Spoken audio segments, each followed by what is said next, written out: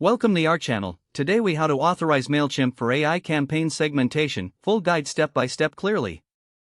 To begin, open your web browser and navigate to the Mailchimp website. Log into your Mailchimp account using your credentials. Once logged in, locate the Audience tab on the dashboard. Click on the All Contacts option under the Audience tab. Next, find the segment you want to authorize for AI campaign segmentation. Click on the Manage Contacts drop-down menu. Select segments from the list. Here, you'll see existing segments and an option to create a new one.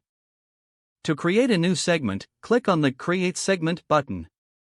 Define the criteria for your segment using the conditions provided. Once you've set your criteria, click on the Preview Segment button to review your selections. After confirming the segment, click Save Segment to store it. Now, navigate to the Campaigns tab on your dashboard. Click on the Create Campaign button. Choose Email from the options provided.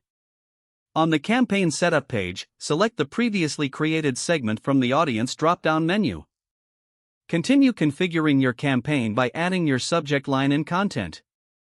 After completing your campaign, navigate to the Settings tab.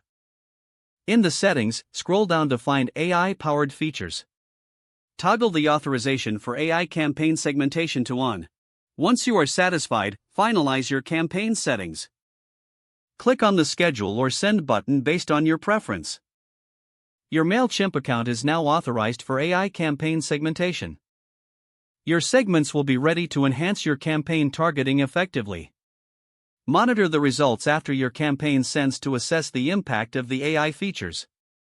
If the page does not load, refresh the browser or try again in a private or incognito window. Make sure you are using the correct email address, then retype it carefully to avoid small typos.